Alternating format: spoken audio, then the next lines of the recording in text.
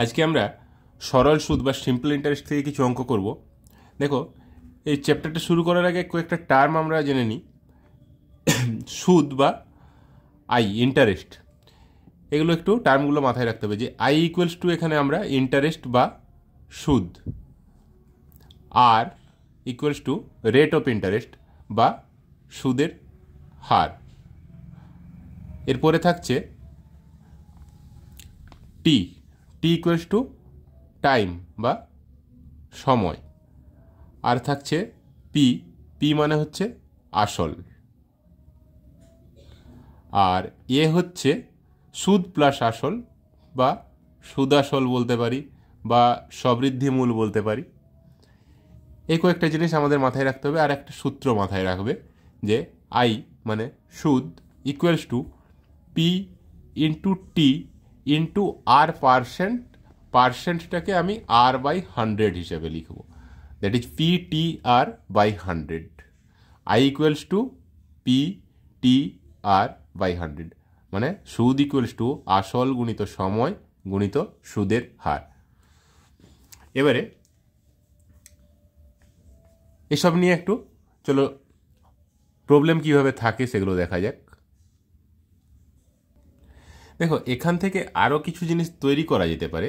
যেমন P equals two যদি চাই আমরা ডাইরেক্ট করার জন্য কি করতে পারি না, P equals to 100 into I by T into আর।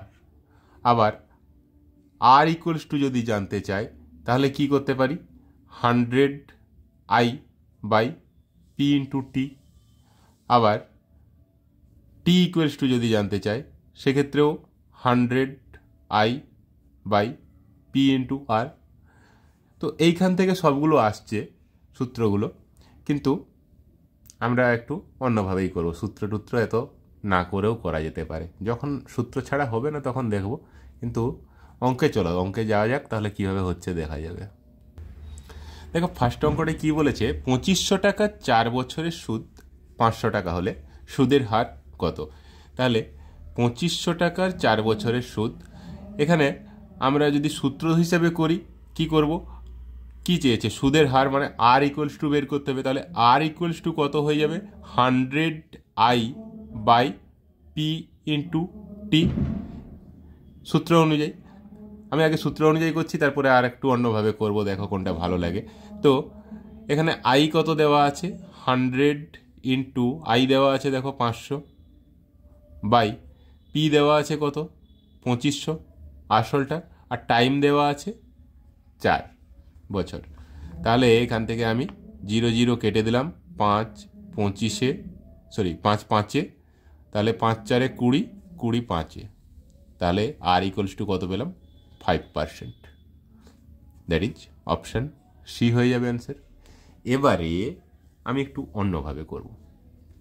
এখানে দেখো 2500 টাকা বলেছে, 2500 টাকা 4 বছরের সুদ 500 টাকা।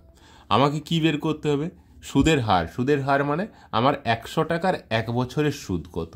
আচ্ছা, 2500 টাকার 4 বছরের সুদ যদি 500 টাকা হয়, তাহলে 100 টাকার, মানে আমি এখান থেকে কত ভাগ করলাম, 25 ভাগ করলাম।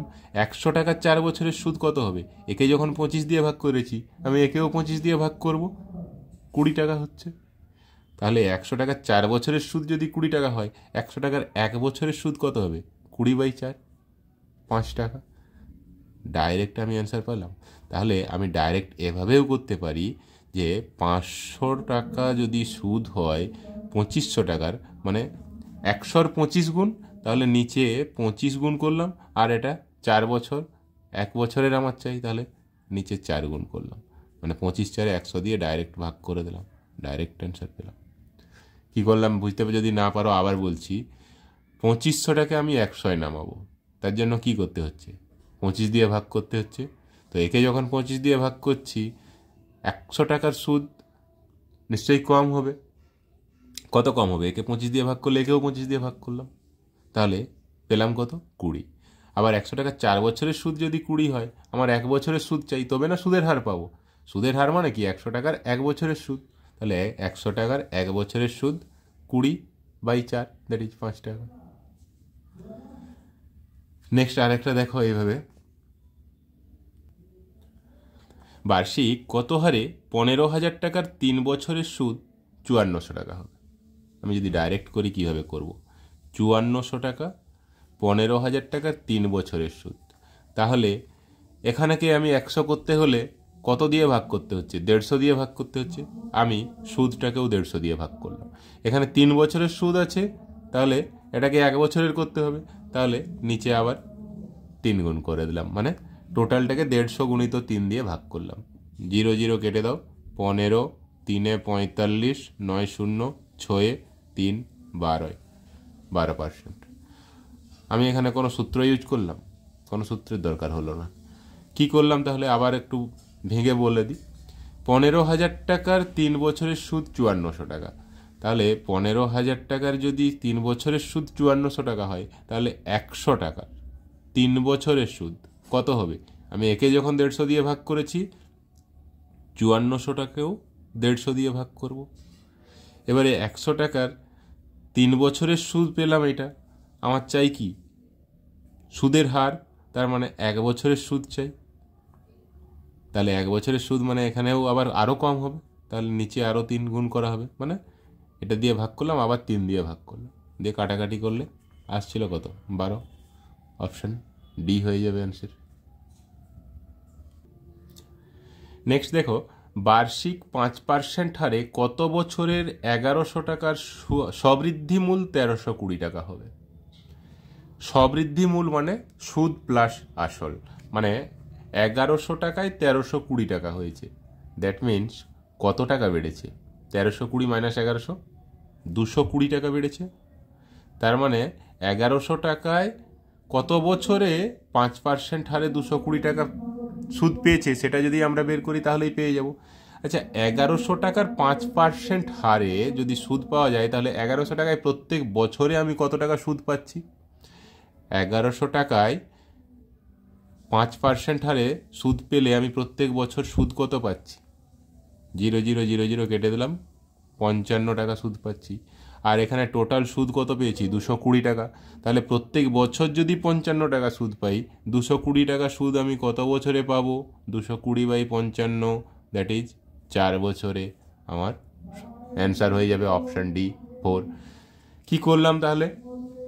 সূত্র ধরেও করতে পারো, সূত্র ধরে করলেও হবে, কিন্তু আমার মনে হয় এটা আরও কম সময়ে হবে। সূত্র যদি মাথায় না থাকে তাহলেও হবে। 5% হলে 1100 টাকার, দেখো যখন শেষে দুটো জিরো থাকবে, আমাকে এইভাবেও বের করার দরকার নেই, জাস্ট শুধু 11-র সাথে 5 গুণ করে দাও, তাহলেই পেয়ে যাব 1100 টাকার 5% কত হচ্ছে না 11 গুণিত 5, 55 টাকা। কখন করছি না শেষে যদি দুটো জিরো থাকে, কারণ নিচের দুটো জিরোর সাথে দুটো জিরো কেটে যাচ্ছে। তাহলে যা এখানে যদি একটা জিরো থাকতো, এখানে একটা জিরো থাকতো, ধরো 110 টাকার 50% কত হবে? এখানে জিরো, এখানে জিরো কেটে দেবে, 11 আর 5 55 হয়ে যেত। আচ্ছা, তাহলে আমি 1100 টাকার 5% পেলাম 55 টাকা। আর আমি সুদ পেয়েছি টোটাল 1320 মাইনাস 1100, দ্যাট ইজ 220 টাকা। তাহলে পার ইয়ার কত টাকা সুদ পাবো? 220/55, 4 টাকা। আমার মনে হয় সূত্রের থেকে একটু তাড়াতাড়ি হবে এবং ইজিলি হবে। নেক্সট কি বলেছে দেখো, বার্ষিক 10% হারে সরল সুদে কত টাকা 4 বছরের সুদে আসলে 3080 টাকা হবে? আচ্ছা, 10% হারে 4 বছরে মানে টোটাল পার্সেন্ট কত হচ্ছে সুদের? 10% হারে 4 বছরে টোটাল সুদ হচ্ছে 40%। এবারে কি বলেছে? সুদে আসলে, তাহলে আসল ছিল কত? 100 আর সুদ 40, তাহলে টোটাল সুদ আসল কত হচ্ছে? 140%। তাহলে এই 140% ইকুয়ালস টু 3080 টাকা। তাহলে আমার 100% বের করলেই অ্যান্সার পেয়ে যাব। তাহলে 100% ইকুয়ালস টু কত হয়ে যাবে? 140% ইকুয়ালস টু 3080। তাহলে 100% ইকুয়ালস টু 3080/140 গুণিত 100, এটাই অ্যান্সার হয়ে যাবে। তাহলে কাটাকাটি করো, 0 0, 14 2 28, 2 28, 2200 টাকা অ্যান্সার হয়ে যাবে। অপশান সি হয়ে যাবে অ্যান্সার। এই টাইপের যখন কোশ্চেন থাকছে, দেখো আমরা কিভাবে করলাম আরেকবার দেখে নাও। 10% হারে 4 বছরের সুদ, তাহলে 10% হারে 4 বছরে আমার সুদ কত হচ্ছে? 40% সুদ হচ্ছে। আর আসল 100%। তার মানে 100 প্লাস 40 টোটাল 140% ইকুয়ালস টু 3080 হচ্ছে। তাহলে আমার আসল বের করতে হবে। তাহলে আসল বের করার জন্য 100% বের করলেই অ্যান্সার হয়ে যাবে। 140% যদি 3080 হয় তাহলে 100% ইকুয়ালস টু 3080 বাই 140 গুণিত 100। কাটাকাটি করলে আমরা কত পাচ্ছি? 2200। আরও কিছু এরকম অঙ্ক দেখো, আরও ক্লিয়ার হবে। দেখো নেক্সট কি বলেছে, বার্ষিক কত হারে সুদে 2 বছরের আসল ও সুদের অনুপাত 25:4 হবে। মানে 25 টাকায় 4 টাকা সে সুদ পাচ্ছে, কত? 2 বছরে। তাহলে 100 টাকায় কত টাকা সুদ পাবে? এর 4 গুণ, তাহলে এরও 4 গুণ করে দেবো। 100 টাকায় 16 টাকা সুদ পাচ্ছে, কত? 2 বছরে। তাহলে 1 বছরে কত টাকা সুদ পাবে? 16/2, 8 টাকা। হয়ে গেল অ্যান্সার আমার, অপশান সি। কী করলাম? আমার সবসময় 100 টার্গেট করতে হবে। তো 25 টাকায় যদি 4 টাকা সুদ পাই, 100 টাকায় কত টাকা সুদ পাবো সেটা বের করলাম। তো এটা যেহেতু আমি 2 বছরে সুদ পাচ্ছি, আমার 100 টাকার 1 বছরের সুদ বের করলে তবে না সুদের হারটা পাচ্ছি। তাহলে 100 টাকার 1 বছরের সুদ কত হবে? 2 বছরে যদি 16 টাকা হয়, 1 বছরে 16/2, 8 টাকা হয়ে যাচ্ছে। অপশান সি হয়ে যাচ্ছে অ্যান্সার। এটা যদি তোমাদের সূত্রের থেকে বেশি ভালো লাগে তাহলে একটু জানিও, তাহলে আমি পরের ভিডিওগুলো সব এই প্রসেসেই করাবো, আর না হলে আমি সূত্র ধরে করাবো। নেক্সট, আসল ও বার্ষিক সবৃদ্ধিমূলের অনুপাত 20:21 হলে বার্ষিক সুদের হার কত? দেখো এখানে কত দেওয়া আছে? 20:21। তো এটাকে আমাকে 100 করতে হবে। তাহলে কত গুণ করব? 5 গুণ করলে 100 হচ্ছে। একেও 5 গুণ করে দাও, কত হচ্ছে? 105। তার মানে আসল আর সবৃদ্ধিমূল মানে সুদ প্লাস আসল, তার রেশিও কত হচ্ছে? 100 টাকা ইজ টু 105। তাহলে আমি 100 টাকায় কত টাকা সুদ পেয়েছি? 105 মাইনাস 100, দ্যাট ইজ 5 টাকা। তবে না আমার সুদ আসলটা 105 টাকা হয়েছে বা সবৃদ্ধিমূলটা 105 টাকা হয়েছে। তাহলে আমার 100 টাকায় 5 টাকা সুদ মানে রেট অফ ইন্টারেস্ট বা সুদের হার কত? 5%। অপশান ডি হয়ে যাবে অ্যান্সার। বা যদি এভাবে করতে চাও যে 20 টাকায় 1 টাকা সুদ, তাহলে 1 টাকা সুদ পাচ্ছি 20 টাকায়, 100 টাকায় কত? গুণিত 100, তাহলে 20/5 5%। এভাবেও করা যেতে পারে। আর সূত্র ধরে যদি কেউ করতে চাও, সেখানে 20 টাকা হচ্ছে আসল আর 21 টাকা হচ্ছে সবৃদ্ধিমূল, বাকিগুলো সব পুট করতে হবে।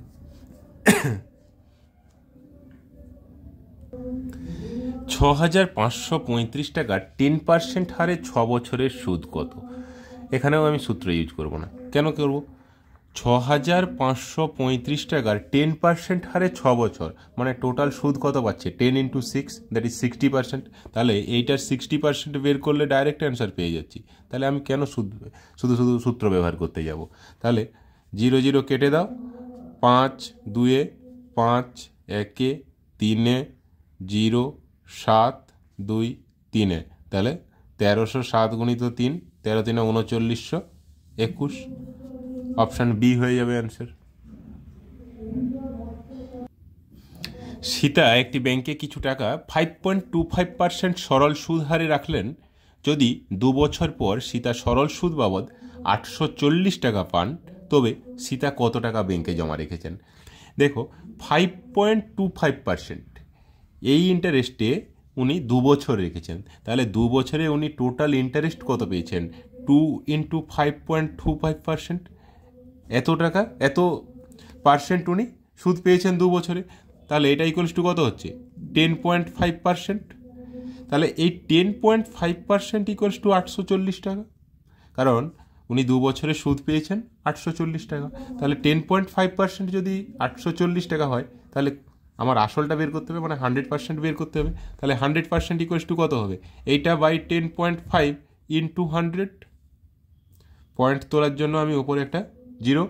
এবারে 5 না, প্রথমে 21 দিয়ে কাটো। 21 5 105, 21 4 84, 0 0 5 80তে, তাহলে 80, তারপরে আর দুটো শূন্য মানে 8,000 টাকা অ্যান্সার হয়ে যাবে।